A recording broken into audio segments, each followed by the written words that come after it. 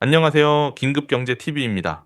영상 보시기에 앞서 구독과 좋아요를 눌러주신다면 저에게 크나큰 동기부여가 됩니다. 감사합니다. 다들 뉴스 보면서 이상하다고 느낀 적 없어? 은행들이 주택담보대출 조이고 대출 줄었다고 난린데 정작 가계빚은 계속 늘어나고 있다는 거. 뭔가 앞뒤가 안 맞잖아.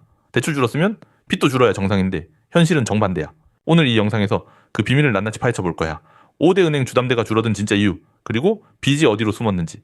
끝까지 보면 우리 지갑에 직접적으로 영향을 미칠 가계부채의 민낯이 보일 거야. 자, 먼저 현황부터 깔끔하게 정리하고 가자. 숫자가 좀 나오는데 핵심만 짚어줄 테니까 긴장하지 말고. 5대 은행의 주택담보대출 잔액을 보면 지난해 12월에 611조 1천억 원이었어. 그런데 올해 1월에 610조 1천억 원으로 약 1조 5천억 원이 줄었거든. 이게 왜 대단한 숫자냐면 주담대가 줄어든 건 2024년 3월 이후 무려 22개월 만에 처음이야. 12개월이면 거의 2년이야. 그동안 주담대는 한 달도 빠짐없이 늘어만 왔다는 뜻이지. 근데 드디어 꺾였어. 여기까지만 보면 되게 좋은 소식 같잖아? 그런데 문제는 그 다음이야. 월 들어서 주담대가 다시 610조 7천억 원으로 올라가면서 약 6천억 원이 늘었어. 감소세가 딱 한 달 만에 꺾인 거야.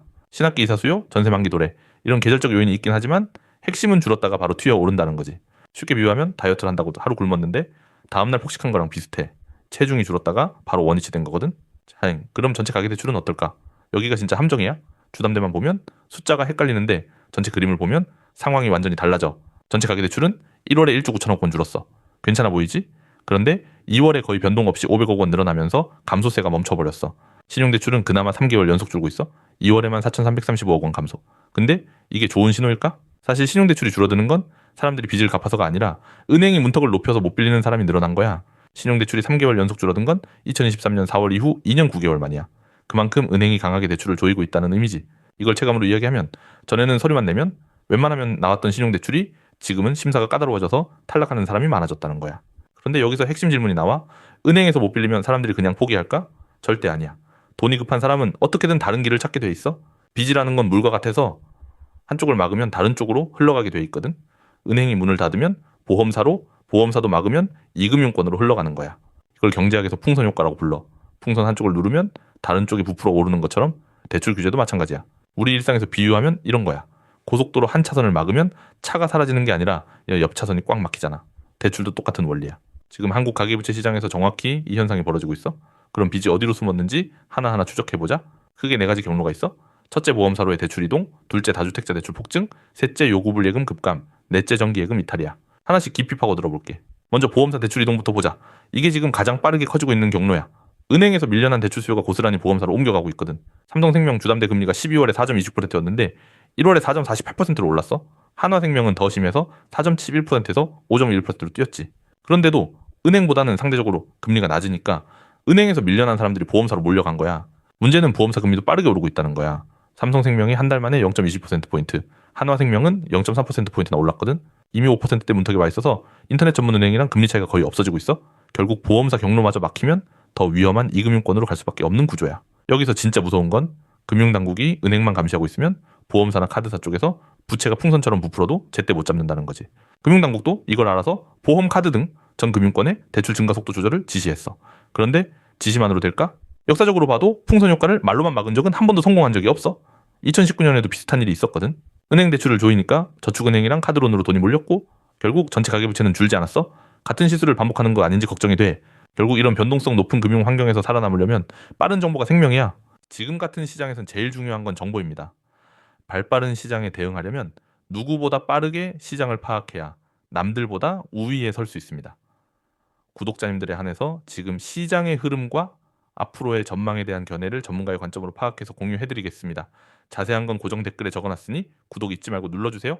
자, 이제 두 번째 경로인 다주택자 대출을 파헤쳐보자. 이게 진짜 핵폭탄급이야. 숫자부터 보면 충격적이야. 2023년 1월에 15조 9천억 원이었던 다주택자 주담대가 2026년 1월에 36조 5천억 원이 됐어. 3년 만에 140%가 늘어난 거야. 2022년 말 15.4조, 2023년 말 26.1조, 2024년 말 38.4조. 매년 10조 원 이상 늘어난 거야. 전체 주담대 증가율이 약 20%인데 다주택자 대출은 180%야. 6배 이상 빠르게 늘어난 거지. 왜 이렇게 폭발적으로 늘었을까? 2023년 초에 정부가 다주택자 대출 규제를 완화했거든. 그때부터 투자 목적의 주택 구매가 쏟아졌어. 쉽게 말해 한 채로는 부족하니 두 채, 세 채 사는 사람들한테 은행이 돈을 더 빌려준 거야. 이게 왜 위험하냐면 다주택 투자자들은 기본적으로 레버리지, 즉 빚을 지렛대 삼아 투자하는 사람들이야. 집값이 오르면 큰 돈을 벌지만 집값이 떨어지면 빚만 남는 구조거든. 그런데 더 무서운 건 일시상환 비중이 0.3%밖에 안 된다는 거야. 이게 무슨 뜻이냐면 대출받은 사람의 99.7%가 원금을 한 번에 갚을 계획이 없다는 뜻이야. 분할 상환하거나 만기가 오면 다시 연장하겠다는 거지. 이건 마치 신용카드 최소 결제액만 내면서 빚을 굴리는 것과 비슷한 원리야. 근데 만약에 규제가 바뀌어서 만기 연장이 안 되면 한꺼번에 원금을 갚아야 하는 상황이 올 수 있어 수천만 원에서 수억 원을 갑자기 마련해야 하는 거지. 이 부분에서 이재명 대통령의 발언이 나와 기존 다주택자 대출도 신규 규제와 동일하게 관리해야 한다고 강조했어. 이건 만기 연장 제한, 대환대출 규제 강화가 현실화될 수 있다는 시그널이야. 16조 원이 넘는 다주택자 대출에 만기 연장 제한이 걸리면 부동산 시장에 매물 폭탄이 쏟아질 수 있어. 급매물이 늘면 집값 하락 압력이 생기고 그러면 또 담보 가치가 떨어지는 악순환이 시작되는 거지. 세 번째 경로, 요구불 예금 급감이야. 이건 가계부채가 아니라 가계 건전성 문제인데 오히려 더 심각할 수 있어. 1월 한 달 동안 5대 은행의 요구불 예금이 22조 5천억 원이나 줄었어. 요구불 예금이 뭐냐면 우리가 언제든 뺄 수 있는 통장 잔고, 즉 비상금이야. 비상금이 한 달에 22조가 빠졌다? 이건 엄청난 규모야. 쉽게 비유하면 5천만 국민이 한 사람당 45만 원씩 비상금을 꺼내 쓴 셈이야. 이 돈이 어디로 갔을까? 세 가지 가능성이 있어. 첫째, 비상금이 부족해서 생활비로 쓴 경우야. 물가 올라서 통장에서 뺄 수밖에 없는 사람들이 늘어난 거지. 둘째, 다른 금융기관으로 자금 이동했을 수 있어. 은행보다 수익률 높은 곳을 찾아 돈이 움직이는 거야. 셋째, 주식이나 코인 같은 투자 상품으로 전환한 경우야. 수익을 쫓다가 리스크에 노출되는 거지. 어떤 경우든 좋은 신호가 아니야. 생활비로 쓴 거면 가계가 쪼들린다는 뜻이고 투자로 옮긴 거면 안전자산이 줄어든다는 뜻이니까. 네 번째 경로인 정기예금까지 1월에 2조 4천억 원이 줄었어. 요구불예금이랑 합치면 한 달에 거의 25조 원이 은행에서 빠져나간 거야. 정기예금은 보통 안전자산인데 이걸 깨서 다른 곳에 넣는다는 건 그만큼 사람들이 수익률에 목마르거나 돈이 급한 상황이라는 뜻이야. 정기예금을 깬다는 건 중도해지 이자 손해를 감수한다는 거거든. 그런데도 깨야 할 만큼 급하다는 건 가계 사정이 정말 빡빡해졌다는 증거야. 자, 이제 이 모든 게 합쳐지면 어떤 일이 벌어지는지 큰 그림을 보자. 진짜 무서운 건 개별 숫자가 아니라 연쇄 반응이야. 은행 대출 규제가 강화되면 풍선 효과로 보험사와 비은행권의 부채가 쌓여. 거기도 금리가 오르면 차입자들의 이자 부담이 가중되겠지. 이자 부담이 커지면 소비가 위축되고 소비가 위축되면 경기가 둔화돼. 경기가 둔화되면 소득이 줄고 소득이 줄면 대출 상환이 더 힘들어지는 악순환이야. 이 도미노의 핵심은 한 번 넘어지기 시작하면 중간에 멈추기가 극도로 어렵다는 거야. 정부가 개입하려 해도 이미 비은행권까지 퍼진 부채는 컨트롤이 쉽지 않거든. 금융위원회는 2026년 은행권 가계대출 총량 증가율을 2025년 실적인 1.8%보다 상당폭 낮추겠다고 했어. 사실상 빚 늘리지 말라는 선언이야.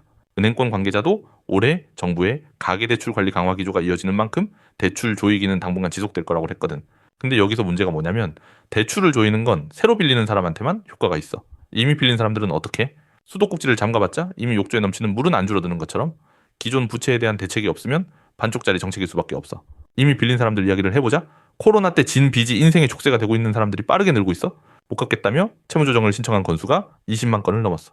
20만 건이면 웬만한 중소도시 인구야? 코로나 시기에 저금리로 돈을 빌렸던 사람들이 금리가 오르면서 이자를 감당 못하는 거지. 당시에는 정부도 적극적으로 대출을 권장했었거든. 2020년에서 2021년 사이 저금리 시절에 대출이 급증했어. 그때 금리가 2% 초반대였거든. 근데 2022년부터 금리가 급등하면서 이자 부담이 2배에서 3배까지 뛰었어. 예를 들어 3억 원 빌렸을 때 연이자가 600만 원이었는데 금리가 5%로 오르면 1,500만 원이 되는 거야. 연 900만 원, 월 75만 원이 추가로 나가는 거야. 월급이 그만큼 안 올랐으면 당연히 감당이 안 되는 거지. 75만 원이면 4인 가족 한 달 식비에 맞먹는 금액이야. 이자만 갚느라 밥값을 줄여야 하는 상황인 거지. 더 안타까운 건 코로나 때 대출받은 사람들 중 상당수가 자영업자라는 거야. 가게 운영자금으로 빌렸는데 경기 회복은 더디고 이자는 불어나니 진퇴양난인 거지. 여기에 또 하나의 숨은 문제가 있어. 은퇴 후 건보료 때문에 기형적인 선택을 하는 사람들이야. 은퇴하면 직장 건강보험에서 빠지잖아.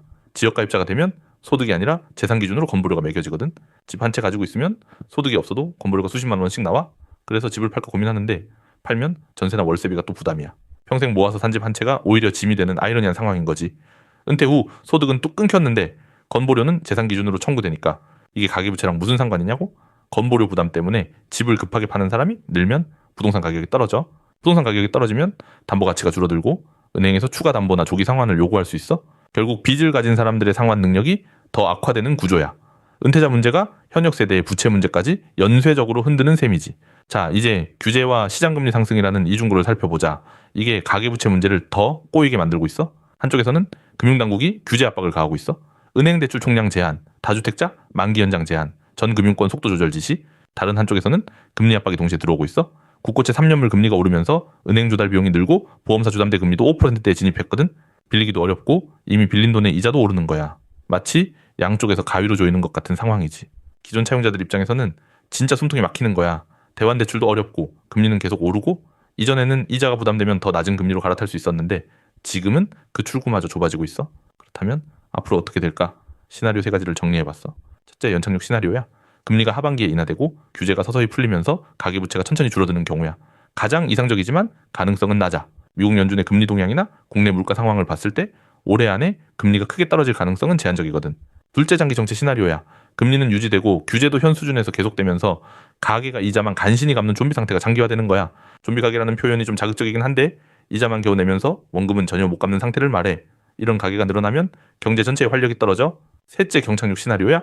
이게 최악인데 금리가 더 오르거나 부동산 가격이 급락하면서 다주택자 투매가 시작되고 연쇄 디폴트가 발생하는 경우야. 특히 다주택자 대출 36조 원의 만기 연장 제한이 걸리면 부동산 시장에 매물이 한꺼번에 쏟아질 수 있어. 2008년 미국 서브프라임 사태가 이와 비슷한 구조로 시작됐다는 걸 기억해야 해. 물론 한국과 미국은 금융 구조가 다르니까 같은 수준의 위기가 올 거라는 건 아니야. 하지만 메커니즘 자체는 놀라울 정도로 비슷하다는 게 전문가들의 경고야. 그러면 우리는 어떻게 대응해야 할까? 거시경제는 우리가 바꿀 수 없지만 개인 차원의 방어막은 충분히 만들 수 있어. 첫째, 변동금리 대출을 가지고 있다면 고정금리 전환을 적극 검토해야 해. 금리가 더 오를 수 있는 상황이니까 지금이 오히려 전환 타이밍일 수 있어. 고정금리로 바꾸면 당장은 이자가 조금 더 나갈 수도 있어. 하지만 금리가 추가로 오를 때 받는 충격을 완전히 차단할 수 있다는 게 핵심이야. 둘째, 요구불 예금이 22조나 빠진 상황에서 우리만큼은 비상금을 최소 6개월분은 유지해야 해. 뭔 일이 생겨도 버틸 수 있는 여력이 있어야 하거든. 6개월분이 부담된다면 최소 3개월분이라도 확보하자. 비상금이 아예 없으면 위기가 왔을 때 고금리 대출에 손을 대게 되고 그러면 빚의 눈덩이가 커지거든. 셋째, 다주택 보유자라면 규제 변화에 선제적으로 대응해야 해. 만기 연장 제한이 현실화되면 대응할 시간이 부족할 수 있어. 넷째, 이미 빚 상환이 어렵다면 채무조정 상담을 빨리 받아. 20만 건이 넘었다는 건 그만큼 많은 사람들이 이미 움직이고 있다는 뜻이야. 늦으면 조건이 불리해질 수 있어. 채무조정은 부끄러운 게 아니야. 오히려 빚을 체계적으로 관리하겠다는 현명한 선택이지.